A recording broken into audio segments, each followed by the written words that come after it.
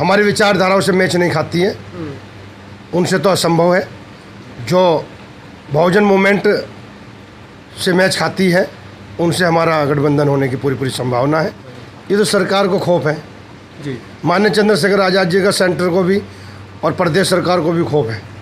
वो कोई आंदोलन करने नहीं जा रहे थे, वो पीड़ित परिवार से अपने परिवार से मिलने के लिए जा रहे थे, जिनको वहाँ पर 2 दिन का लॉकडाउन लगाकर वो भी सख्ती के साथ उनको जाने से रोका गया है। कब तक रोकेगी? कोई एक मुद्दा तो मुख्य नहीं है ना, मुद्दे जितने भी हैं वो सारे मुख्य है।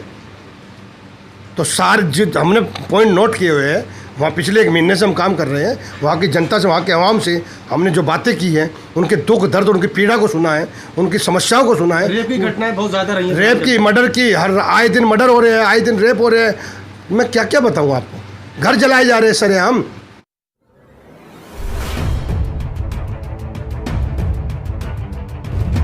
नमस्कार, जय भीम।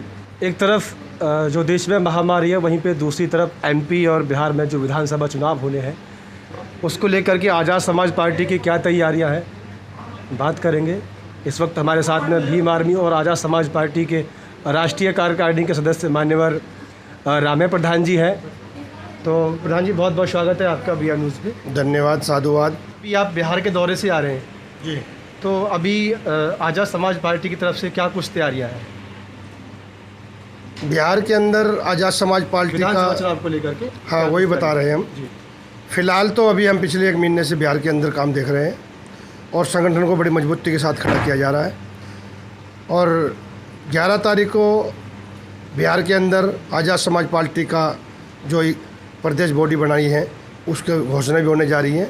और धरातल पे जैसे हमने काम देखा है गांव-गांव जाकर, तो बड़ी मजबूती के साथ भीम आर्मी भारत एकता मिशन के संगठन ने मजबूती प्रदान की है और लोगों के दर्द, दुख और दर्द में शरीक होकर ये मजबूती मिली है, ऐसे घर बैठ के नहीं मिली। रही चुनाव की बात, चुनाव बड़ी मजबूती के साथ लड़ेगी।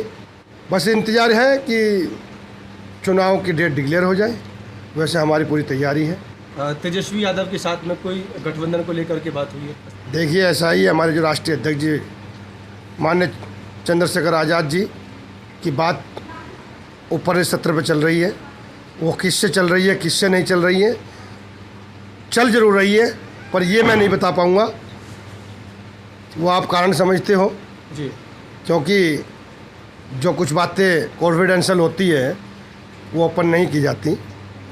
तो संगठन की गठबंधन की बात चल रही है और उम्मीद है कि गठबंधन होगा। वैसे ये निश्चित है कि कहीं ना कहीं होगा किसी पार्टी से गठबंधन, ये निश्चित है। हाँ, कुछ एक पार्टी जो हमारी विचारधाराओं से मैच नहीं खाती है, उनसे तो असंभव है। जो बहुजन मूवमेंट से मैच खाती है उनसे हमारा गठबंधन होने की पूरी पूरी संभावना है। अच्छा सर, एक बात और हम यहाँ से आपसे जो जानना चाहेंगे कि जो भीम आर्मी भी एक सामाजिक संगठन था और आज एक राजनीतिक दल आज़ाद समाज पार्टी है, बहुत से ऐसे सोशल वर्कर हैं जो बहुजन मूवमेंट में काम कर रहे हैं, तो क्या उनको साथ लेके चलेंगे या कुछ संगठन भी हैं ऐसे? नहीं, देखिए, भीम आर्मी भारत एकता मिशन का उद्देश्य सिर्फ ये है कि एक मंच पे आकर लड़ाई लड़ी जाए और कंटिन्यू उस पर प्रयास चल रहा है। और आज़ाद समाज पार्टी बनाने की जरूरत क्यों पड़ी? क्योंकि आज़ाद समाज पार्टी मतलब राजनीतिक पार्टी की समाज ने गुहार लगाई, इच्छा प्रकट की। उसी इच्छा को देखते हुए माननीय चंद्रशेखर आज़ाद जी ने समाज की इच्छाओं को मजबूती देते हुए आज़ाद समाज पार्टी का गठन किया। कहने का मतलब एक पौधा लगा दिया, जैसे मान्यवर साहब काशीराम जी ने लगाया था। ऐसे ही आज हमें मजबूर होना पड़ा, परिस्थितियों को देखते हुए समाज ने मजबूर किया माननीय चंद्रशेखर आज़ाद जी को कि आप राजनीतिक दल बनाएं और राजनीतिक दल के बिना असंभव नहीं लड़ाई। जी सर, जान सकते हैं क्या कुछ मुद्दे रहेंगे बिहार के अंदर चुनाव को लेकर? बिहार के अंदर तो बहुत मुद्दे हैं जी। हर रोज़ मैं देख रहा हूँ वहाँ पे बिहार के अंदर, मैं परसों ही आया हूँ, हर रोज़ मैं देख रहा हूँ कि वहाँ पे सबसे ज़्यादा तो बहुत छोटी उम्र की बच्चों के साथ बहुत ही ज़्यादा बलात्कार के केस हो रहे हैं। दरभंगा में भी गए थे हाँ, दरभंगा में परसों जो गिरफ्तार नहीं किया गया था उसके लिए माननीय चंद्रशेखर आज़ाद जी ने आंदोलन किया था, जिसमें हम भी शामिल थे। हमारी पूरी भीम आर्मी शामिल थी, आज़ाद समाज पार्टी शामिल थी। वहाँ के जो आईजी ने माननीय चंद्रशेखर आज़ाद जी से 20 दिन का टाइम मांगा था, 15 दिन का टाइम मांगा था। माननीय चंद्रशेखर आज़ाद जी 20 दिन का टाइम दे के आए थे कि 20 दिन आपके, अब 21वां दिन हमारा है।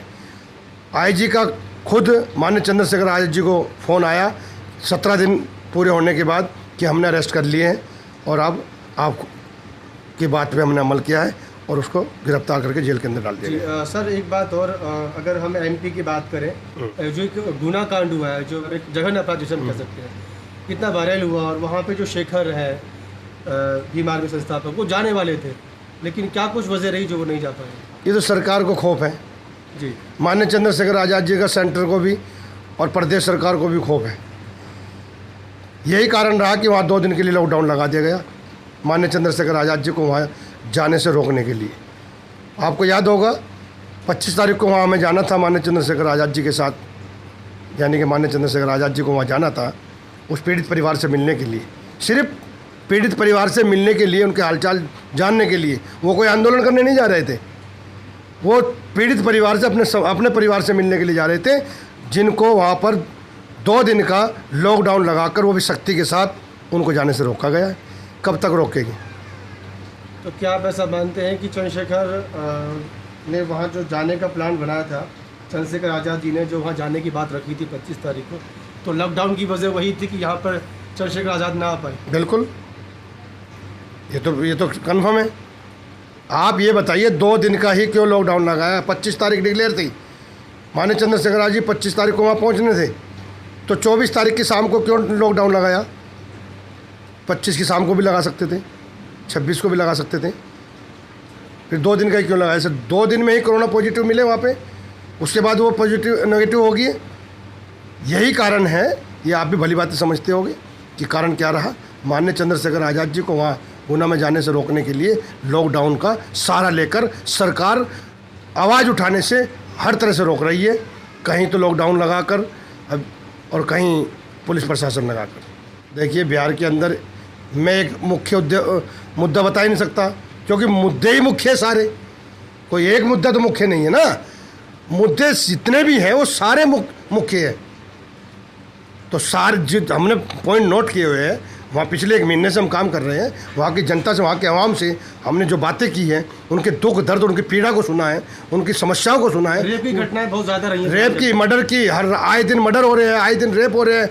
मैं क्या क्या बताऊँ आपको, घर जलाए जा रहे हैं सरेआम।